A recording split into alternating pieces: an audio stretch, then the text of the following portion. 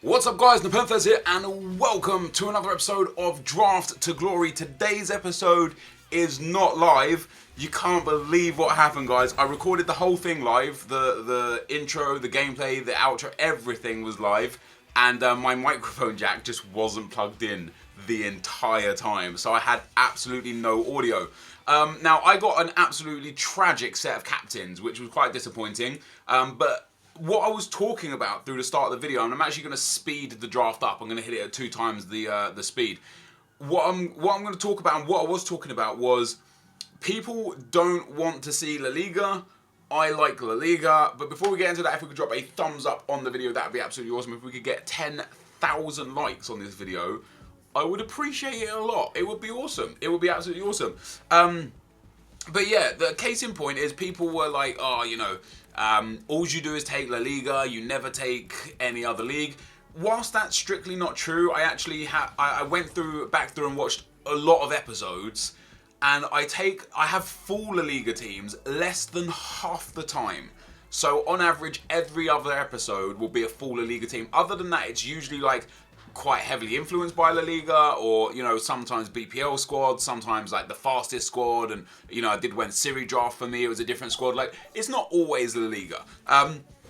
With that being said, during this video, I was kind of like, okay, let me build a Serie A team, since Pogba was pretty much the best captain there, and all it kept giving me was incredible La Liga players. It offered me the blue Neymar, which I had to turn down. It offered me the informed Krikoviak that I had to turn down. There were times where it didn't offer me anything that was beneficial to the team at all.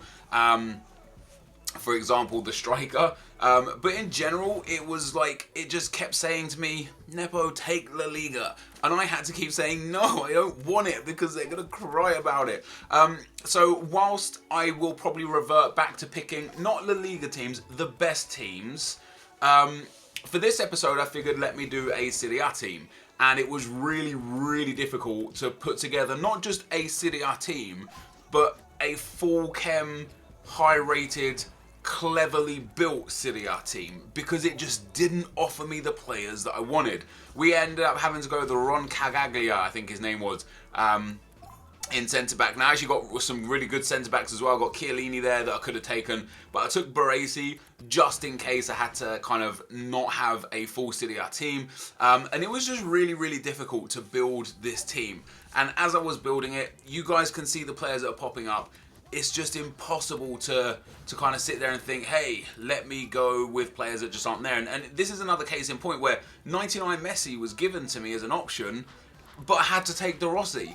I didn't want to take De Rossi, but I had to take De Rossi. So now I'd already turned down, you know, Neymar that was blue, Messi that was blue. And Messi, for me, the blue Messi is probably the best player in the game this year, which would make sense because he's 99 rated. But having to turn down these like super good players was really, really disappointing for me. And it kind of like, I was actually, I don't know, I was actually quite bitter through the creation process of the team, and being quite sarcastic to the tune that I was building a team that I just really didn't want to build.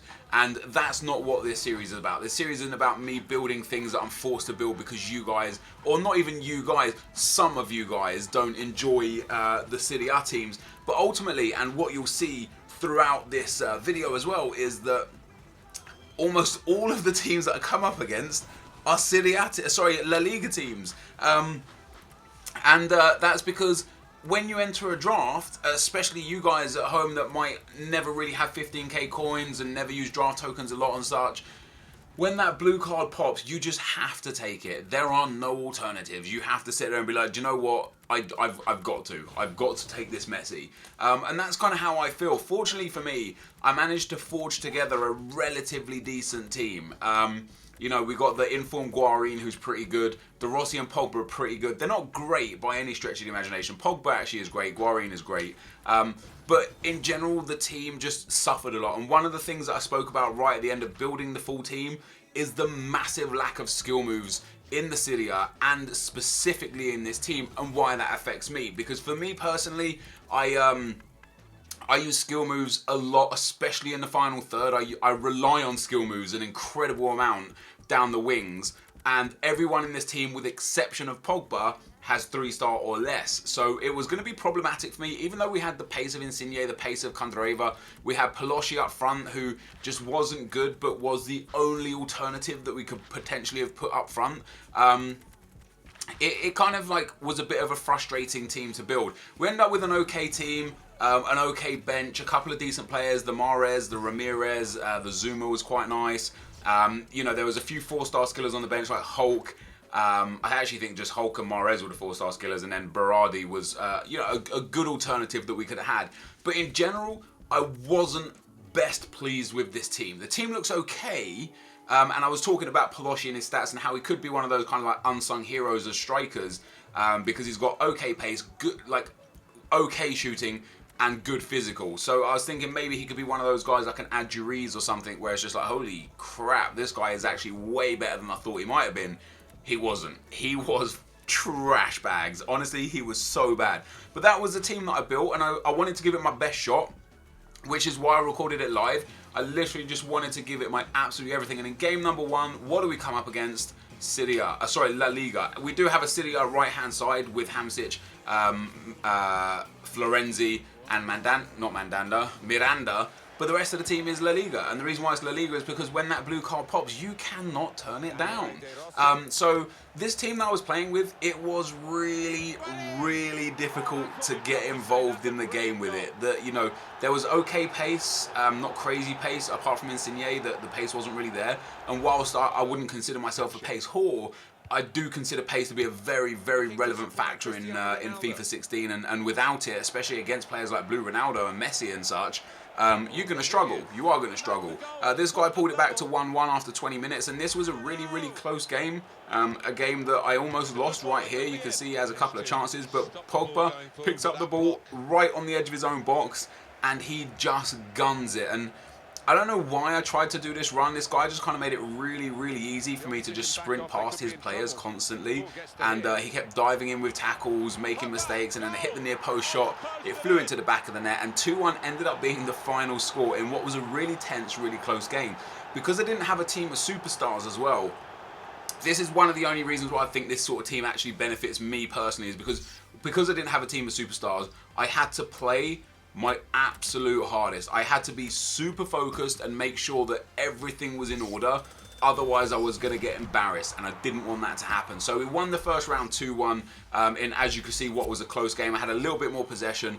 But then we're going to the next game, and look what he's got again. He's got La Liga players. He's got, other than Aubameyang and Hazard and Steve Mandanda in goal, everybody else is from La Liga. And it's not just because they're the best players in the game, because the blue cards are, but it's also because it seems to be the league, in my opinion, that pops the absolute most. Now, I know there's a lot of you guys in the comment section that tell the other people that say don't use La Liga to shut up and like say let him use who he wants, you know, he needs to win, yada yada yada. And whilst I appreciate that, like, using a team like this kind of reminds me that, you know, some of the other players are still pretty decent. Even though I feel like I would have rathered Neymar and Messi on my wings instead of Insigne and Candreva, Insigne and Candreva still did a good enough job. Funnily enough, actually, the midfield was the most important part for me in this whole team, as he scores a lovely equaliser with Hazard there just after half-time.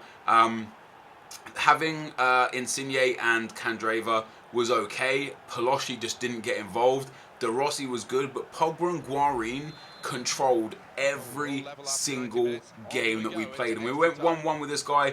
We actually went into extra time. I made the 3 subs. I brought on the 2 4-star skillers. Also brought on Berardi, and Berardi was the man that put us in the lead straight from kickoff. Just sprints through the guy's whole team. How that kickoff glitch is still there. It's not really a glitch. It's more just the defense and midfield lines just stand still, and it's really bad on EA's part that defensive mechanism isn't working at that point. But that's how it is. So we went 2-1 up, and I managed to get a corner as well into extra time. Freddie Guarin. At this point, this again was a really, really close game. One that I could easily have lost. And we end up scoring a couple of goals in extra time. Berardi comes on, he scores them both. Some really nice work from Guarin, again, setting up the finish and putting us into the semi-finals. So at this point, I was saying at the end of the game and the beginning of the next game, I'm happy now. I've got a team that I'm not comfortable with, that I didn't want to build, that doesn't really suit my game style.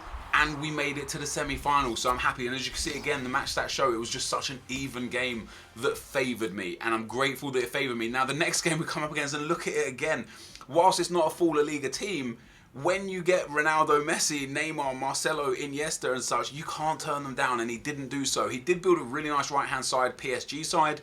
He's got Trapp in goal, Mascherano in defence. He's actually got a phenomenal team, like one of the best teams I played against. And for the first 20, 25, 30 minutes, he picked me apart, honestly. He scored the goal there, Pastore, a little bit luckily, actually. I thought I defended it very well, but it fell back to him. And he went 1-0 up. But after he went 1-0 up, you know how they say there's momentum in this game? When there's momentum against me, I can feel it and I can stop it. This guy, he couldn't feel it and he couldn't stop it. Or if he did feel it, he couldn't stop it. And as soon as he scored the goal, my team just woke up and clicked into gear and started playing like absolute monsters. And I pulled it back there to make it 1-1 with another Guarin banger. I got the ball on the edge of the box here with Insigne, who holds off the defender and then cuts it inside. And who's there yet again? It's Freddie Guarin again. Why not? Bangs that in the back of the net. Made it 2-1 after 30 minutes. And I was just playing really good football, really good FIFA. You know, this guy kind of, the longer the game went on, the more attacking he got. By this stage, after 60 minutes, he was actually all-out attack, and it kind of made it really easy for me to break him down. We got Mahrez on the field here, and he cuts inside, evades the tackle, gets into the space, does the ball roll past the last defender, and smashes that one into the near post. And we go 3-1 up, and I'm thinking with 20 minutes to go, I'm in the final here. Like, there's no way I'm not in the final.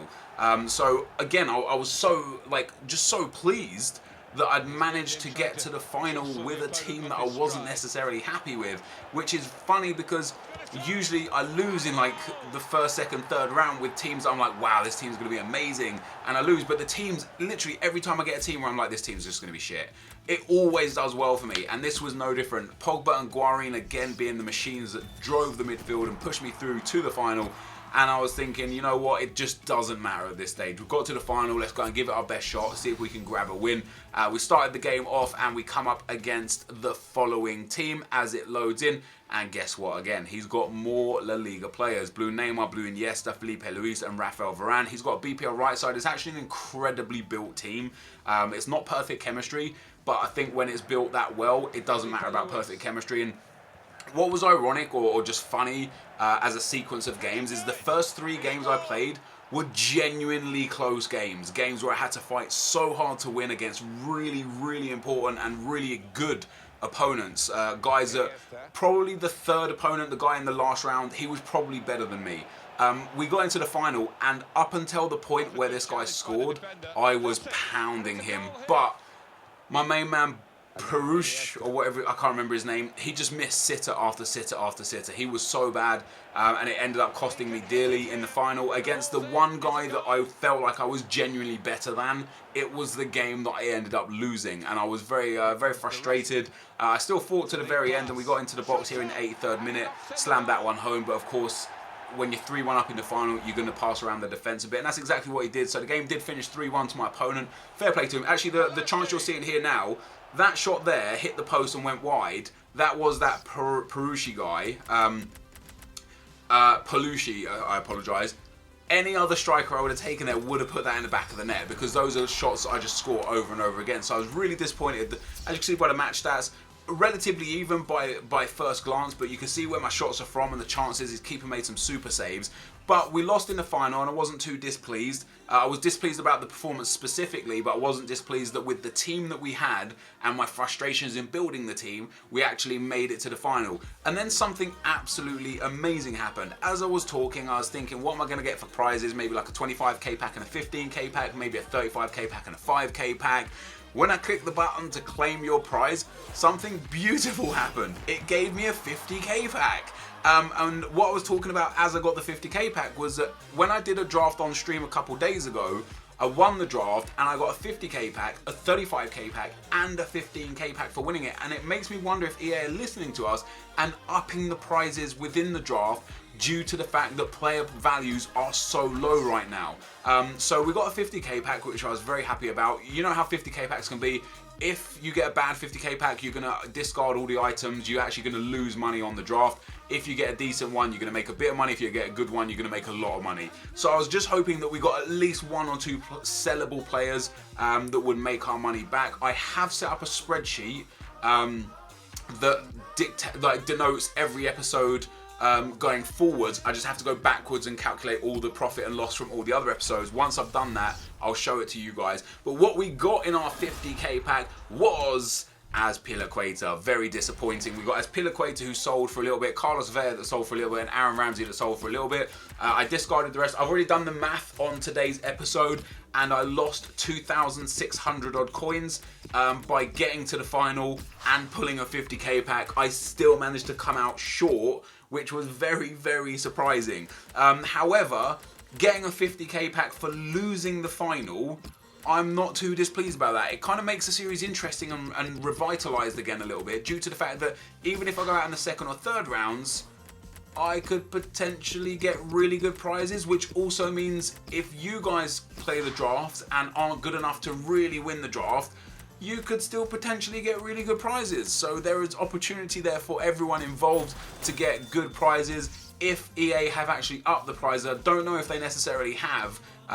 You know, it's just happened in 2 instances for me. It might just be luck. But I'm going to play a couple more drafts over the next few days for Draft to Glory, and we're going to take a look at what prizes we get and just try and figure out if they've upped the prizes or if I just got super, super lucky. But anyway, guys, this is going to be the end of the video, so I do thank you for watching. Hopefully you enjoyed it. If you did, be sure to leave a like, rating, comment, and subscribe to my channel if you haven't already. But for now, guys, I'm out.